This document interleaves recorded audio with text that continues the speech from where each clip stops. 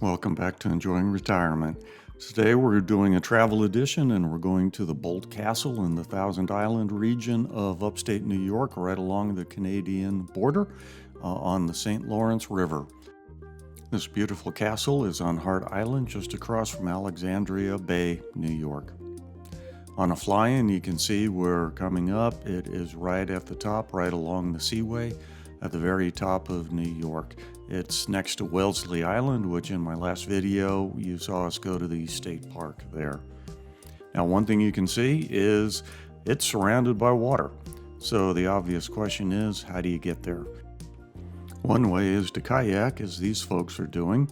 It's not that far, but you do have to dodge power boats and cargo ships coming down the seaway. Uncle Sam Boat Tours offers a shuttle that shoots straight across the bay, and you can spend as much time in the castle as you like. Now, my wife and we chose to go down the road a bit and take Clayton Island Tours and enjoy the scenic view coming up the seaway. It was as much fun as seeing the castle itself. We chose their 3.5-hour tour, which takes us 25 miles along the river into Canada and then gives us an hour and a half to go to the Boldt Castle. Along the way, the tour guide was very informative. For example, he told us this is not an island. This is. What's the difference? This one has a tree. The other one's a shoal. If there's no trees, it's a shoal. If there's a tree, it's an island. Here's a view of the boat. As you can see, it's open seating, open sides. We were there on a beautiful sunny day. The breeze was nice and it was very enjoyable.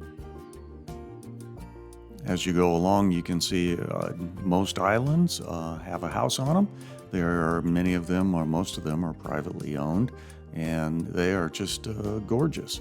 Now, being there in the wintertime might be a different story, but if you can afford it during the summer, it is just a beautiful place. And here we are, we're coming along. If you watched our last video on the Wellesley Island State Park, this is the beach at the end that I showed us when we went swimming in, where it was the water was warm and it was very nice. The tour continues, and just here are some views of the islands and things that we see along the way.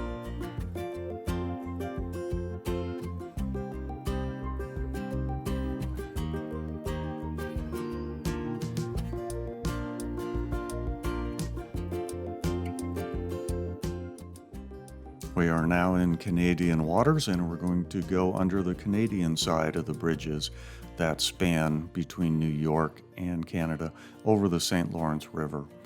This bridge system has several spans in both US and Canada, was built in the 1930s, and took less than a year and a half. We are coming up to a statue of St. Lawrence himself. This is on the Canadian side, 15 feet tall. Now we are at the Zavicon Island. The island on the left is in Canada, the island on the right is in the US, and the shortest bridge spanning the US and Canada is right in the middle. Now we're coming up onto Hart Island, and we're going to take a look through the castle itself. We're going to start on the grounds. You come off the dock, and they have just beautiful gardens set out right for you. Look across the way, and that beautiful structure is just the boathouse. Here's a short map of the islands. We're at the bottom, and we're going to be walking around the outside for a while before we go in. The castle was built by George Boldt Sr. He was a Prussian-born hotel magnate. He became a millionaire. He's probably most famous for leasing the Waldorf Hotel and the Astoria Hotel in New York City, merging them and becoming the Waldorf Astoria Hotel. Unfortunately, he halted construction in 1904 when his wife unexpectedly passed away, and the island sat in ruins for about the next 70 years and recently has begun restoration and to the way that it would have looked if he had completed it. This is the Ulster Tower. It's believed that it was modeled after a similar tower in the Ulster River Basin in Hamburg, Germany. The whole thing was designed to be similar to a Rhineland castle. Down below is a bowling alley. It also contained kitchen, billiard room, Venetian room, and library. Outside, more of the grounds. and just stunning views of the castle itself.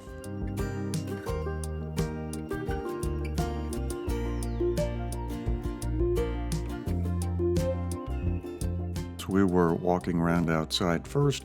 We're actually going to enter the castle at what they call the foundation level. The main feature here is a swimming pool with beautiful arched windows overlooking the grounds and an underground walkway to the powerhouse. Go up a flight and you end up on the ground floor, which is where most of the activity is. This is the formal dining room. Beautiful and just gorgeous views. Every room here has a great view, and every exit takes you out to something that is just stunning.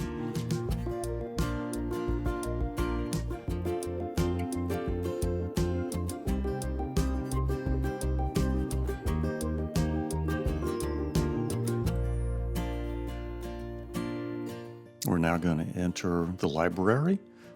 A beautiful European-style library, and it said that George Boldt loved reading and learning. Going from there, we're into the grand hallway, and the centerpiece of the house is this marble staircase. Leads all the way up, and underneath it, you can look straight up, and what you're going to see is a stained glass dome open to the sunlight. Now that fascinates me, so we're eventually going to work our way up to the top and get above that and see how it's put together.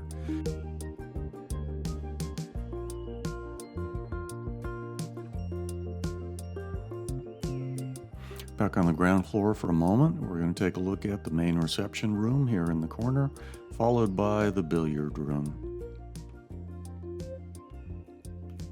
Keep walking and you'll head back outside into the veranda. I can only imagine having a back porch like that. Now we're going to head up to the second floor. The second floor is the family living quarters, beginning with George Boldt's suite, followed by his wife Louise's. Absolutely beautiful rooms once more, great views, what would have been her bathroom, and then finally what would have been their daughter Clover's room, ending with a reception suite for Clover Boldt. The third and fourth floors are largely unfinished, in part due to just the time it takes, the money, and the lack of architectural designs as to what they were specifically intended for. But now it's time to go see how this stained glass dome is put together. From the inside, you can see it's a metal skeleton. And that's all that there was when the castle was abandoned in the original construction. Since, the dome has been created, and that metal structure is held up underneath with skylights coming through to give it the sunlight. The observation deck is at the top. Once again, we're looking at the New York side. There's Alexandria Bay. Stunning, just beautiful views all the way around. Well, time to head back down, about time to catch the boat. A little bit of time to see the fountain, and just take a look at the outside from the powerhouse. The walkways here do give you very much a sense of European castles, but the land, the water, just gorgeous. Now, one thing to keep in mind, you only get about an hour, 20 hour and a half if you take the Clayton cruise. You may want to spend more time. If so, take the Uncle Sam Tour taxi. You can go straight there. Both companies also offer different cruises along the scenic way. Well, it's time to head back. Once again, we're going to take a little bit different route. There's the U.S. Coast Guard Station, St. Lawrence Seaway, and as you can tell, it must be dinner time. There are lighthouses along the way, typical what you would expect to see in New England, and the post office. As promised, here's a tip we got from the guide on the boat, using local insider knowledge.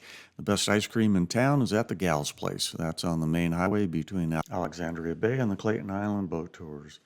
And the only thing better than their great prices is the fact that they can't count. Ask for a single scoop, you'll get 2 scoops of ice cream for $2.75. Can't beat a deal like that.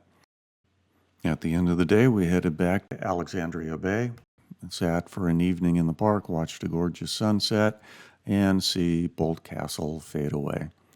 Thanks for watching. I hope you enjoyed this. And as always, I am enjoying retirement.